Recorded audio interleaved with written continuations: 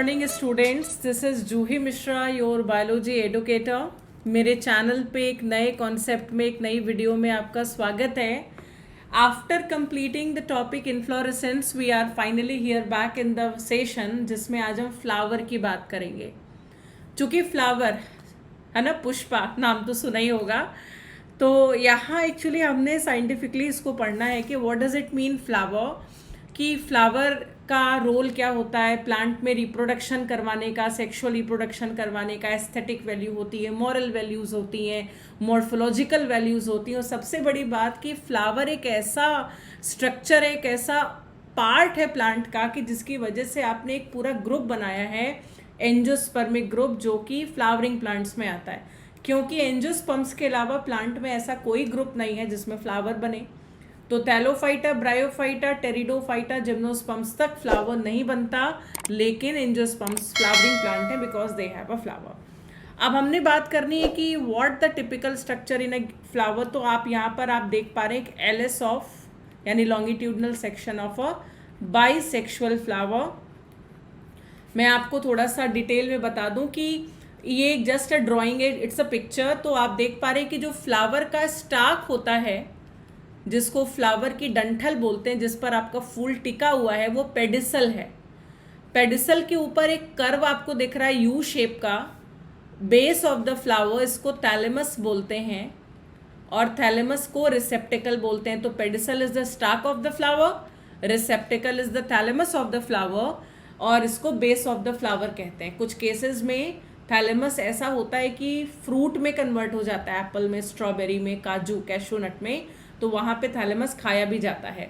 उसके बाद हम फ्लावर के फ्लोरल वर्ल्स की बात करते हैं। अब फ्लोरल वर्ल वो होते हैं जो, कल भी मैंने आपको लीफ की वीडियो में ये बात बताई थी कि फ्लोरल लीव्स होती हैं, जो फ्लावर का फ्लोरल पार्ट होता है वो लीफ का ही मॉडिफिकेशन है। तो सेपल्स, पेटल्स, एंड्रो और गाइनो।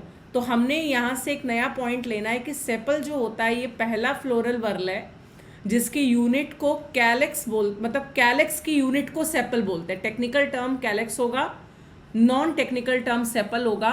तो फ्लावर के किनारे सबसे पहले आप देख पाएंगे जो कली को कवर करता है, ग्रीन कलर का स्ट्रक्चर, वो सेपल है। ये जनरली ग्रीन ही होता है और ये प्रोटेक्शन करता है बड्स को। उसके बाद नंबर 2 पर जो फ्लोरल वर्ल आएगा वो कोरोला है। कोरोला की यूनिट को पेटल कहते हैं, और जनरली पेटल कलर्ड होता है, कलरफुल होता है, काफ़ी अट्रैक्टिव होता है, क्योंकि इंसेक्ट को पॉलिनेशन के लिए अट्रैक्ट करता है। अब जो डे ब्लूमिंग फ्लावर्स होते हैं, दिन में खिलने वाले, उनमें पेटल ज़्यादातर ब्राइट कलर्ड होता है, लेकिन नाइट ब्लूमिंग फ्लावर्स में पेटल का जनरली कलर जो होता है वाइट होता है। इसके पीछे भी लॉजिक और रीज़न है, क्योंकि इंसेक्ट को रात में प्रॉपर कलर तो दिखेगा नहीं। ऐसे में क्या होगा कि वो उसकी फ्रेगनेंस की तरफ तो अट्रैक्ट होती है। रात में खिलने वाले फूलों की फ्रेगनेंस जो होती है बहुत स्ट्रांग होती है, जबकि कलर वाइट होगा पेटल का। जबकि दिन में जो फ्लावर खिलते हैं वो ब्राइट कलर के होते हैं, एज कंपेरिजन टू नाइट इनकी फ्रेगनेंस कम होती है। नंबर 3 पे जो आपको फ्लोरल वर्ल मिलेगा वो आपका एंड्रोशियम होगा। एंड्रो शब्द हमेशा मेल के लिए यूज होता है, यानी कि एंड्रोशियम अगर हम बोलेंगे तो male reproductive part of a flower, जिसके यूनिट को स्टेमन बोलते हैं। अब स्टेमन के एक्चुअली 3 पार्ट हैं। फर्टाइल पार्ट जो एंथर है वो पॉलन ग्रेन्स बनाएगा, जो इसका मतलब ये येलो वाला पोर्शन आप देख रहे हैं एंथर है, इसमें पॉलन ग्रेन बनेगा, और एंथर जनरली बाइलोब्ड होता है, एक लोब और ऐसे 2 लोब। एंथर के बाद जो एक स्टाक दिख रही है, यहाँ भी आपको एक डंठल दिख रही है जिससे वो लगा हुआ है पूरा स्टेमन, इसको फिलामेंट कहते हैं, स्टेराइल पार्ट होता है। और एंथर और फिलामेंट के बीच में यहाँ पर एक जंक्शन होता है जिसको कनेक्टिव कहते हैं, जो वस्कुलर स्ट्रैंड्स को इंडिकेट करता है। तो स्टेमेंस में भी 3 component, anther, connective and filament. उसके बाद नंबर 4 पे जो कंपोनेंट आप यहाँ पे देख पा रहे हैं वो गाइनोशियम है। गाइनो शब्द हमेशा फीमेल के लिए यूज होता है, जैसे गायनेकोलॉजिस्ट होता है। तो इसकी यूनिट को कार्पल या पिस्टल बोलते हैं। इसके 3 पार्ट होते हैं, stigma, style and basal swollen portion, ovary. Pollen grain जब पॉलिनेट होकर के गिरेगा फ्लावर पे, तो जिस बेस पर वो गिरता है वो स्टिग्मा होती है। फिर वहाँ पे वो जर्मिनेट करेगा, अगर कंपेटिबल टाइप का होगा तो पॉलन ट्यूब बनाएगा। और पॉलन ट्यूब का काम होता है it carry the male gamete, because 1 pollen grain contain 2 male gamete.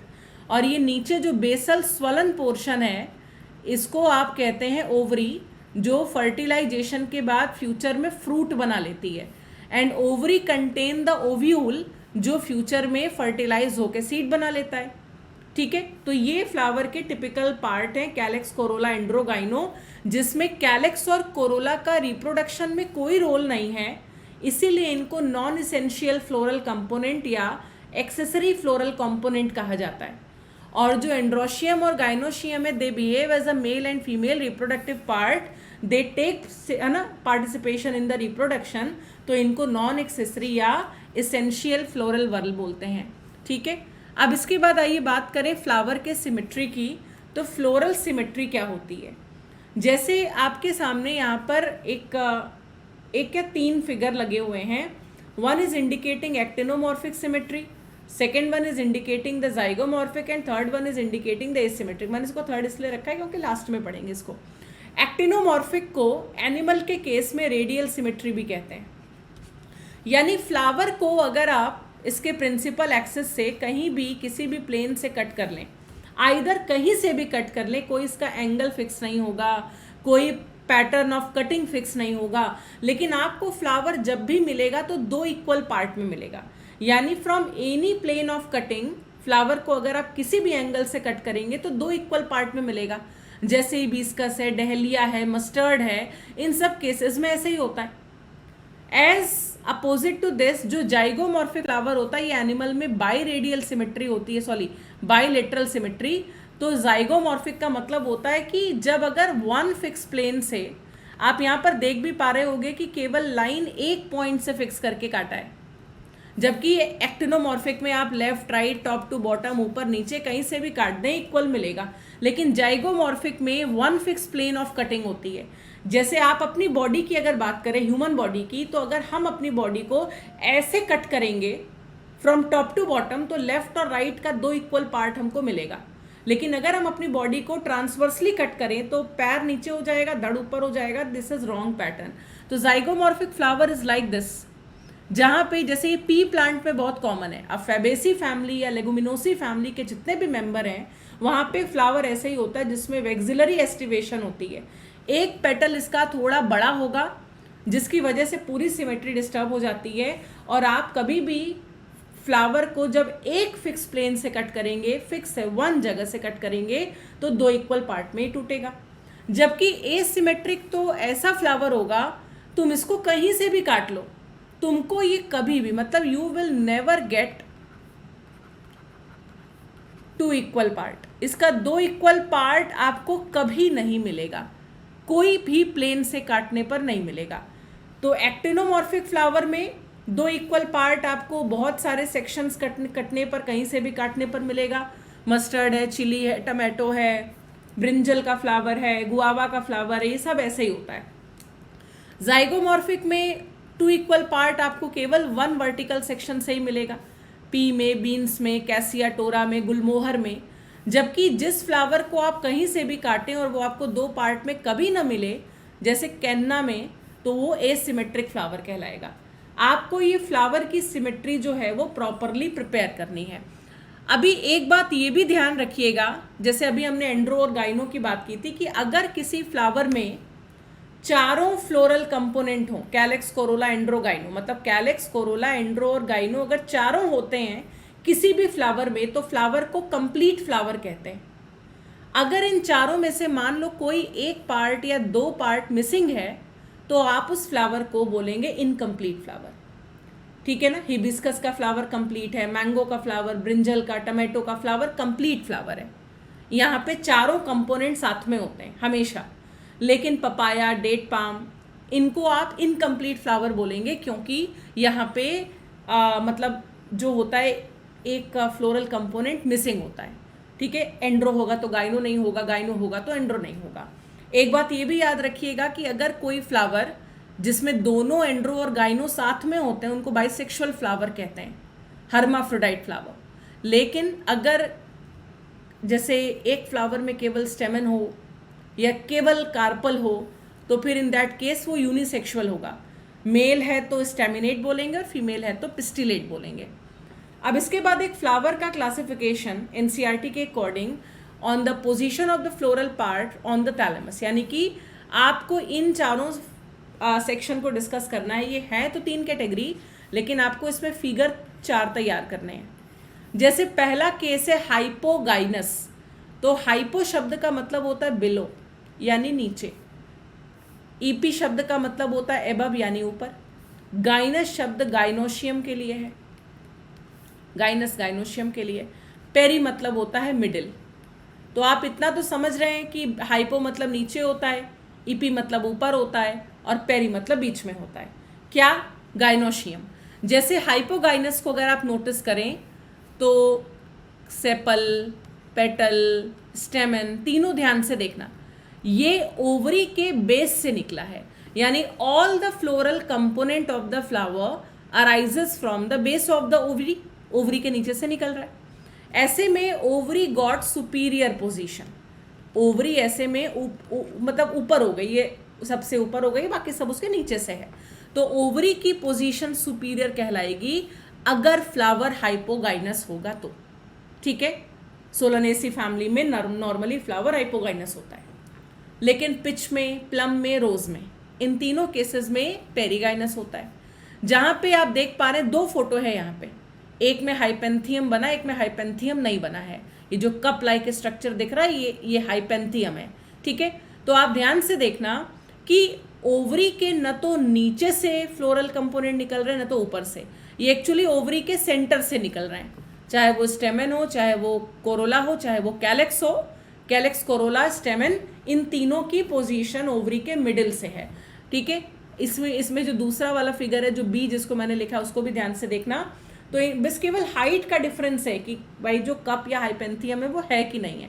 Otherwise perigynous flower का मतलब ही होगा कि गाइनोशियम के मिडिल से फ्लोरल कंपोनेंट जो होते हैं वो निकलते हैं। अब इन दैट केस ओवरी न तो पूरी ऊपर होती है न पूरी नीचे होती है, तो आप ओवरी की पोजीशन देंगे सेमी सुपीरियर या सेमी इंफीरियर, दोनों में से कोई एक ही टर्म आपको यूज करना है और लगा के। ठीक है ना, पेरीगाइनस में पिच, प्लम, रोज इसका बेस्ट एग्जांपल है। फिर इसके बाद केस इपीगाइनस का आता है। अब ईपी शब्द का मतलब ऊपर होता है, गाइनो के ऊपर से फ्लोरल कंपोनेंट निकलेगा। तो आप खुद ही देखो, ये देखो ओवरी है, अब इसमें ओवरी के ऊपर स्टेमन निकला, ओवरी के ऊपर से पेटल निकला, ओवरी के ऊपर से सेपल निकला, तो ऐसे में तो ओवरी नीचे चली गई। तो ओवरी की पोजीशन इस केस में इंफीरियर हो गई।